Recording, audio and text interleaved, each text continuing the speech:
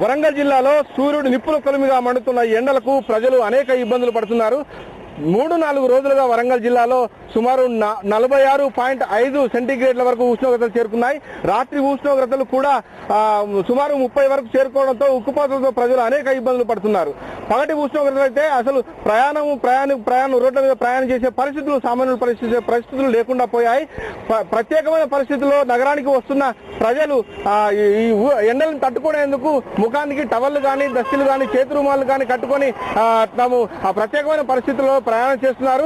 నిత్యావసరంగా వచ్చే వీళ్ళంతా కూడా అంటే ప్రత్యేకమైన పరిస్థితుల్లో వచ్చే ప్రజలందరూ కూడా ఇక్కడ అత్యవసరమైన పరిస్థితుల్లో ప్రజలు బయటకు రావడానికి ప్రత్యేకమైన పరిస్థితుల్లో బయటకు వచ్చే వారంతా కూడా ముఖానికి చేతి రుమాలు టవళ్లు కప్పుకొని వస్తున్నారు. వేసవి ఉష్ణోగ్రతలను తట్టుకునేందుకు శీతల పానీయాలు జ్యూసులు ఐస్ క్రీములు వంటి శీతల పానీయాలను సేవించి పగటి ఉష్ణోగ్రతల నుంచి వెళ్ళి ఎండల నుంచి వెళ్ళి వారి యొక్క ఉపశమనాన్ని పొందుతున్నారు. ఇప్పుడు మనం చూస్తున్నాం వరంగల్ కలెక్టరేట్ పరిధిలోని జిల్లా కలెక్టర్ యొక్క ఇంటి వద్ద ఉన్న ముఖ్య కూడలి. ఈ ముఖ్య కూడలిలో ఎప్పుడు రద్దీగా ఉంటుంది. ఇలాంటి ప్రాంతంలో అసలు వాహనాల రద్దీ కానీ ప్రజలు సంచరించే స్థాయి కానీ తగ్గుముఖం పట్టింది. ఖాళీ రోడ్లతో దర్శనమిస్తున్న ఈ ప్రాంతం అంతా ఒకప్పుడు రద్దీగా ఉండే ప్రాంతం.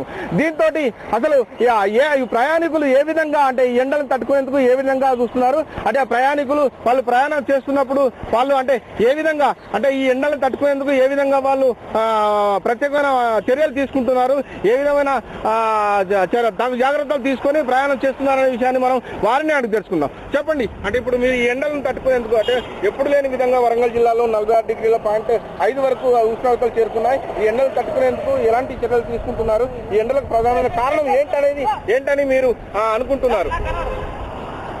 ఈ ఎండలు అంటే వాతావరణం ఒక మార్పు వల్ల ఎండలు విపరీతంగా కొడుతూ ఉన్నాయి. ఈ ఎండలకు భయపడి చాలా మంది కూడా బయటికి రాలేకపోతున్నారు.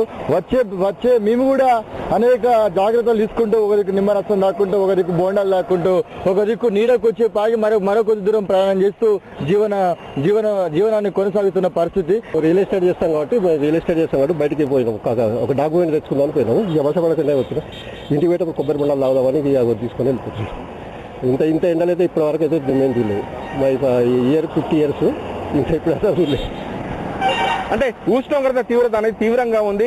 ఈ ఉష్ణోగ్రత నుంచి వెళ్ళి ఉపశమనం పొందేందుకు కొబ్బరి బొండలు కానీ శీతల పానీయాలు కానీ తీసుకుంటున్నాము. దీనికి ప్రధానమైన కారణం ఏంటంటే ఓజోన్ పొర అనేది పూర్తిగా పలచబడడం కానీ చెట్లు నరికివేయడం కానీ పర్యావరణాన్ని పరిరక్షించకపోవడం కానీ ఒక ప్రధానమైన కారణమై ఉంటుందని చెప్పేసి ప్రజలు ప్రయాణికులు స్పష్టంగా తెలియజేస్తున్నారు. ఈ గత 50 సంవత్సరాల్లో ఇంతటి తీవ్రమైన ఉష్ణోగ్రతలు అసలు వరంగల్ జిల్లాలో ఎప్పుడు చూడలేదు. కని విని ఎరగని వింతలకి ఇక్కడ ఈ నిప్పుల కొలిమిలాగా మండుతున్న ఎండలకి అసలు బయటికి రాని పరిస్థితులు కూడా ఉన్నాయి. ఈ 2 రోజుల్లోనే సుమారు ఈ ఈదురుగాలులకి ఎండలకి ఏవైతే ఉన్నాయో వాటికి సుమారు 20 నుంచి 30 మంది వృద్ధులు కూడా మృత్యువాత పడడం కూడా జరిగిందని చెప్పి కూడా చెప్తున్నారు.